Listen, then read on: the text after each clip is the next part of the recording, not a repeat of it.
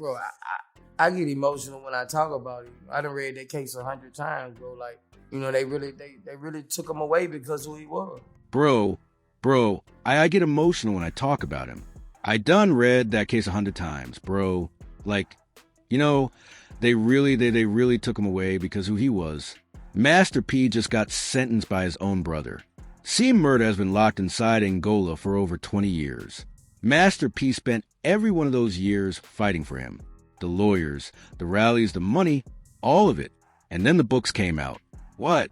Corey wrote about his own family changed everything forever. The verdict, the system, and the life sentence. On February 3rd, 2026, 7 judges pulled up to their seats inside the Louisiana Supreme Court. They looked at the latest appeal filed for rapper Corey Miller, the man the whole world knows as C Murder, and voted 7-0 to dead it on the spot. Not 6:1, not 5:2, 7-0 unanimous. Third major denial, no exceptions, no grounds, no path forward. Every state-level door this man had left to knock on just got boarded up from the inside. And that vote did not just close a courthouse door. It put a padlock on the most realistic remaining exit from a story that has been eating this family alive for over 2 decades. A story that swallowed the career, the freedom, and eventually the peace of one of the most dangerous voices to ever come out of Southern hip-hop. The man who watched every single one of those doors slam shut, who was out here paying lawyers, organizing rallies, giving interviews, pulling up to Angola personally to check on his brother, putting his name in his, bag behind a fight the rest of the world kept moving past, has finally said out loud what he's been sitting with for years. But before we get into what Percy Miller had to say, you need to understand exactly what went down in that courtroom, because most people think they know the story. They don't. On January 12, 2002, at approximately 1:30 in the morning, a 16-year-old kid named Steve Thomas got shot once in the chest during a brawl at the Platinum Club nightclub on Manhattan Boulevard in Harvey, Louisiana, Jefferson Parish, just outside New Orleans. Steve Thomas was a genuine No Limit fan. The boy had posters of Master P and C Murder on his bedroom walls. He used somebody else's fake ID to get through the door that night. Told his mama and his daddy he was going to the movies. He had just stepped off the stage after spitting in a rap contest when the whole night went sideways. A mob of 12 to 15 dudes ran down on him, some of them rocking CP3 hoodies connected to the Collier projects. They beat him, stomped him out, and punched him while he was on the ground trying to cover himself up. Then one shot rang out close range chest. Steve Thomas was transported to the hospital and pronounced dead, 16 years old, a kid who had idolized the very world he walked into that night. C Murder was in that club. He got snatched up 6 days later on January 18th, 2002, after a separate incident popped off at the House of Blues in New Orleans. He told investigators he was at the Platinum Club, heard a shot, and got swept down the crowd like everybody else. Said he had nothing to do with the fight or the shooting. Has been on that same script every single day since. Now, here's the part that changes how you feel about everything that comes after. No gun was ever recovered. No ballistic evidence. No DNA. No forensic material of any kind tied Corey Miller to that bullet. The whole prosecution was built on 2 witnesses, a club bouncer named Darnell Jordan and a patron named Kenneth Jordan, who both said they watched C Murder pull the trigger. That is it. 2 people, no physical evidence, and somebody's life on the line. The first trial went down in 2003. Say Murder got convicted of second-degree murder, but it did not stick.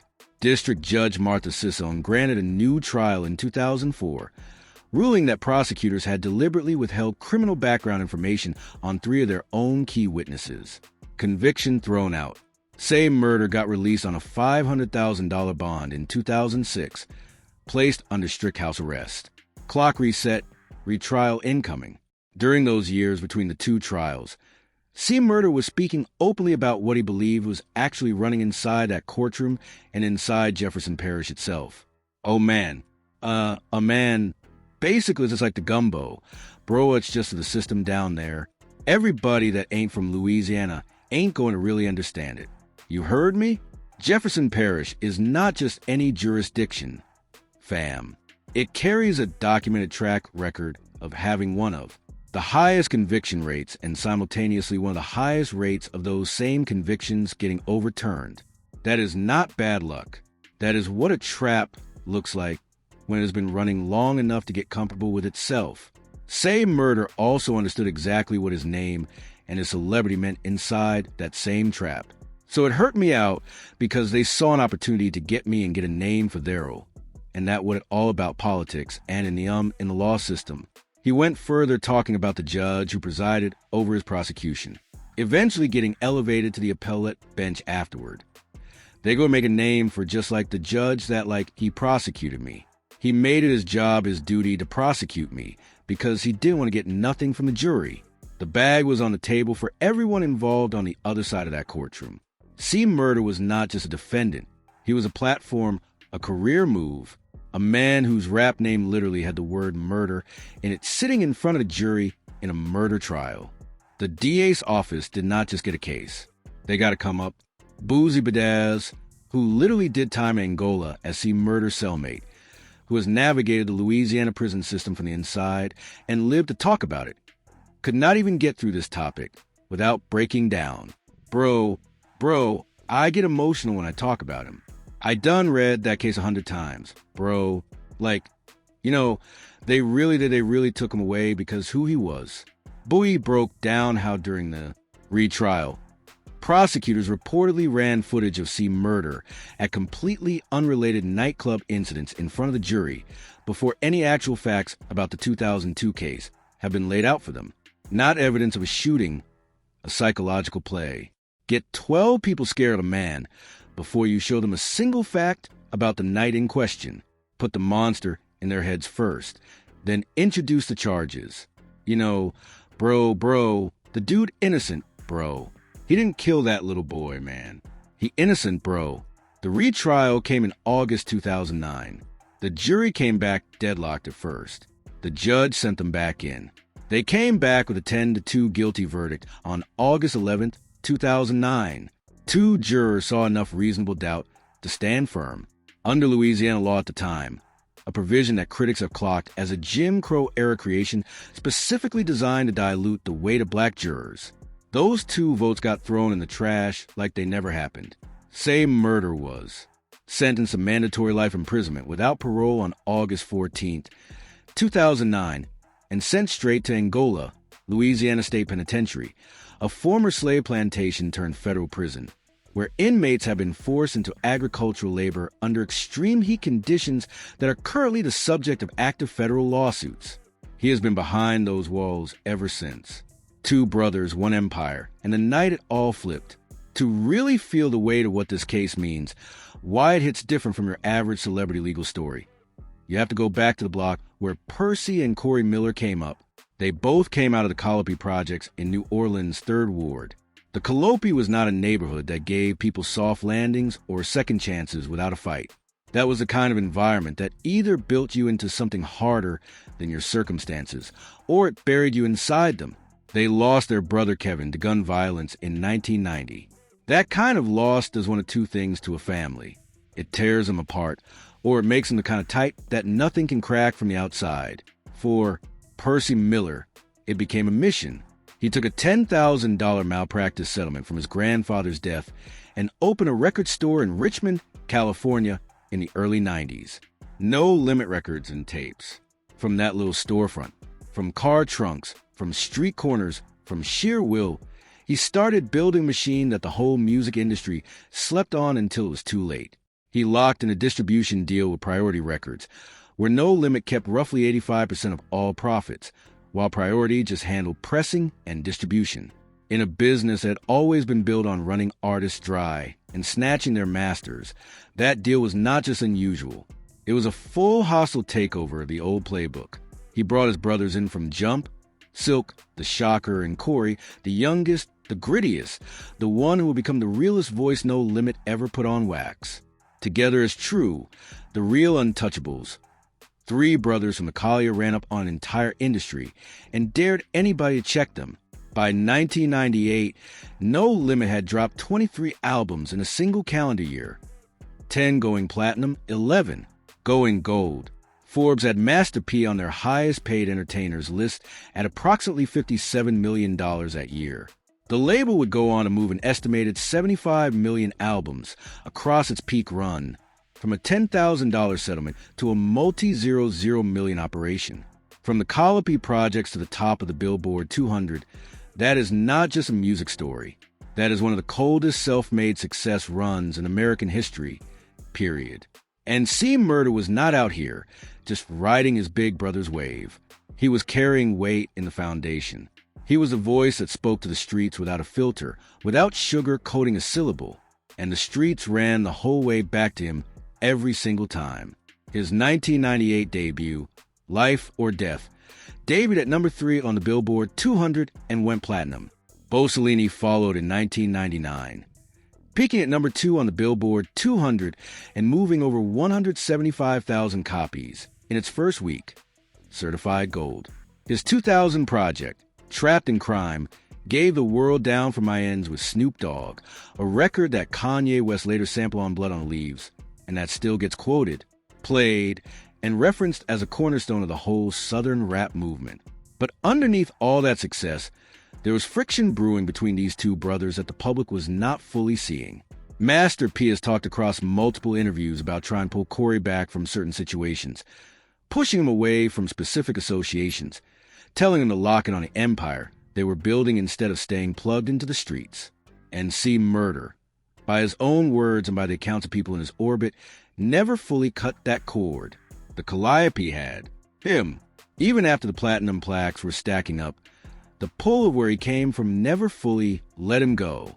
Terrence Williams, a figure who ran in those same New Orleans streets, put that tension in direct terms when asked about C. Murder's real reputation on the block. People looking at that said, "Oh no, he a real dude.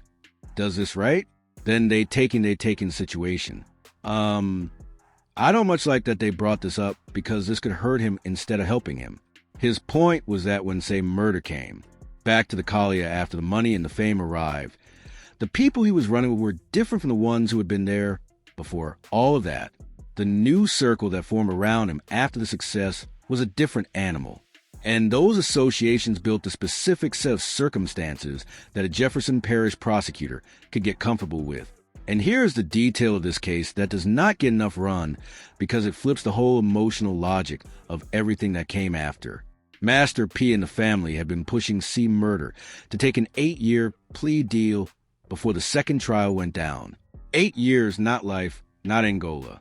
He would have been out on the street by roughly 2010 with credit for time served. His daughters would have grown up with their father in the house.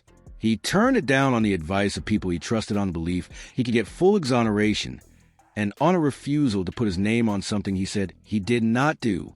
That decision has been echoing ever since, because in 2018, the two witnesses who put him away both flipped their stories. Kenneth Jordan, the patron who swore in open court that he personally watched C. Murder fire the shot, filed a sworn affidavit saying he had lied under oath. He claimed Jefferson Parish Sheriff's Office detectives threatened him with charges connected to his newborn daughter's death to force him to change his original account. Said his first statement to police had not named C. Murder as the shooter at all.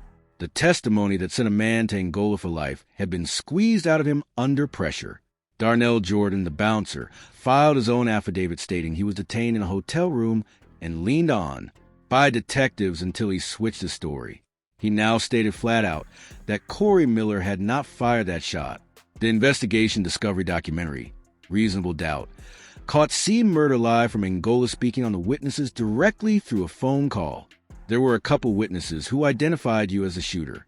So, what about those witnesses? Say Murder did not hesitate for a second. They were just me and stuff up, 15 minutes of fame. That night of the shoot, nobody mentioned my name at all. But the courts were not trying to hear it. A state court in 2019 called the recantation suspect and not reliable.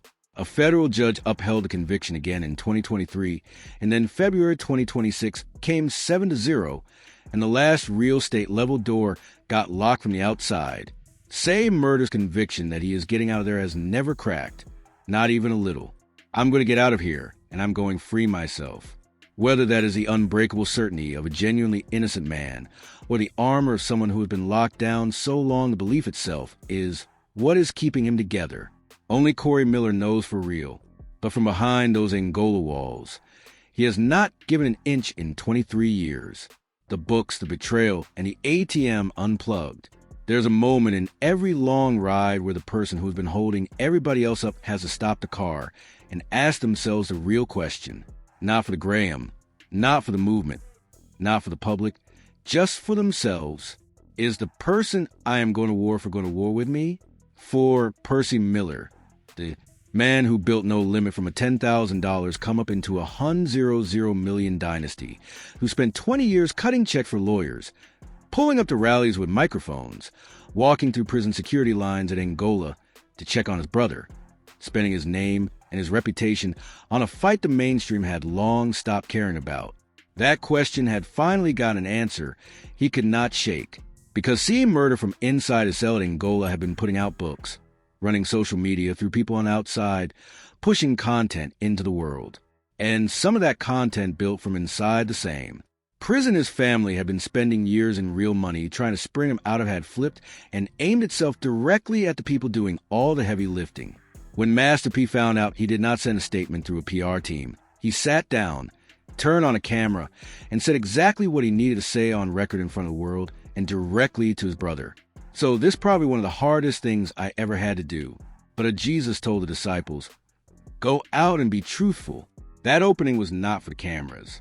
The weight behind it was as real as it gets. This is not about me.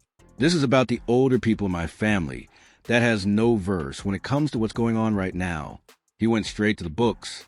C. Murder had reportedly written and published material that his mother and his father, the people who raised him, who gave him life, had not done a single thing for him. The same OGs who had been pulling up to Angola on the regular across more than a decade of incarceration, who had stood in security lines, got searched at that gate every time, poured out their money and their time and their emotions for a son who, in published books being sold under his name, had called all of that nothing. He talked about my mom, my dad, the people that created him. He said that they didn't do nothing for him, which is a lie. Master P did not dress that word up. He said lie out loud about his own blood. When a man who has been writing for someone for 20 years calls what that person is saying a lie that lands with a different kind of weight, he brought Kim Kardashian into it. Not to dismiss her. Kim had tweeted for C. Murder, made public statements, put her name and her platform behind the Free C. Murder movement. Master P acknowledged that as something real. High-profile attention on a potentially corrupt conviction has genuine value. Any voice that keeps the conversation going matters. But the contrast was eating at him. The fact that C. Murder from inside a cell was moving with louder energy for a tweet from a celebrity than for the people who had been sacrificing for him in silence for years. His grandmother, a woman who had since passed on and left this earth, who had physically pulled up to Angola while she was still alive to visit her grandson behind those walls, who had gone through that whole process, the security checks, the searches, the indignity of it, because that is what real love looks like when it is not performing for an audience. And in C. Murder's public statements, in all his social media activity, she barely registered. I never heard him talk about her like that. But I know Kim Kardashian put out one tweet, and she is Angel, which is crazy to me. There's no yelling in that line. There is something quieter than yelling, and 100 times more devastating. That is the sound of a man who has watched his whole family sacrifice things nobody will ever post about, only to see the loudest public appreciation go to someone who hit send on a single tweet from their phone. He spoke on Monica C. Murder's long-time ride, or die, who had kept pushing for him through her own personal storms, noting that C. Murder had reportedly gone 7 months without reaching out to her before recently reconnecting. Master P did not call anyone out directly on that. He just put it on the table, let it sit, and kept going. Then came the line that hits different from everything else in this whole situation. What did he do the first time he was on? Who did he help? Why do people owe him when his friends has him incarcerated? His friends has him incarcerated. Pause on that for a second.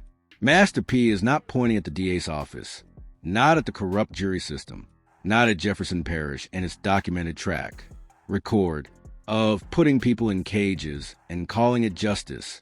He is pointing at the specific people, the ones S.E. Murder trusted, protected, financed, and kept quiet about, who did not hold their end when it was time to stand up, the ones who walked free, while Corey Miller went to Angola for life. That's the real reason he's incarcerated. I changed my life, and I left those same friends behind because they didn't want to do right. That right there is a thesis. Master P came from the same call-up, came up in the same environment, had the same crossroads available to him that Corey had. Percy made the choice to cut those ties, to walk away from the parts of that world that were going to pull him under. And he built the empire and kept his freedom. Corey stayed connected, trusted the wrong people, never publicly addressed what those people did when the pressure came. And those same people who he protected with his silence were out here living free while he served life without parole at a former plantation. He brought up a man named Jimbo, someone who had done 22 years at Angola himself and came home. Jimbo pulled up on Master P and told him he used to carry the same energy C. Murder was carrying now, mad at the people on the outside, convinced the ones who kept building their lives had abandoned him. And the thing that broke through all of that for Jimbo was a simple question. Had he ever sent his people a birthday card from inside, a Christmas letter, any small gesture that showed he was aware that real people were out here sacrificing for him? The answer was no. And the same question was now hanging heavy in the air about Corey, because while C. Murder was in Angola putting out books that dismissed his family's contributions, complete strangers were calling Master P to say thank you. Parents of other incarcerated men, families who had never met the Millers, had never received a dollar from Percy, had no personal connection at all, reaching out to express gratitude for keeping the conversation about mass incarceration alive through his platform. People who had never seen a dime from Percy Miller were checking in with more appreciation than the one person at the center of 20 years of sacrifice. The ATM, I'm pulling the plug off because people that's ungrateful and don't appreciate me. Even my own family members. The ATM, not said with drama, not performed for the cameras, said with the flat-boned, tired honesty of somebody who has finally hit the real bottom of their tank. Percy Miller, the man who turned a $10,000 inheritance into a dynasty that moved 75 million records calling. Himself a cash machine that people had been withdrawing from for years without ever once making a deposit, and announcing with no visible theatrics that the machine was done. That's a forget because you could give people they hit you. I'm an ATM. I get it. That's what I am. I'm an ATM, and now I'm a square. A square. In that world, that word carries its own sting. Someone who operates by rules. The street does not. Reward. Someone soft. Someone who plays it straight when the real ones supposedly do not. But Master P wore that word like armor and did not blink. Being a square meant being free. It meant not sitting at 55 years old in a former plantation prison. It meant watching your kids grow up from inside your own house instead of through a visitation window. The whole point of everything No Limit Records was ever supposed to stand for. Get up out of the environment. Build something real. Own it. Live free. That was the square's whole bag. And Percy had it. Corey did not. The final message of that video was not a press release. It was addressed directly to Corey to see Murder, who reportedly had access to social media from inside his cell and could watch his brother say every word of this in real time. That is not a man who stopped loving his brother. So, bro, wake up. If you get a second chance, man, be thankful. Thank that man up above.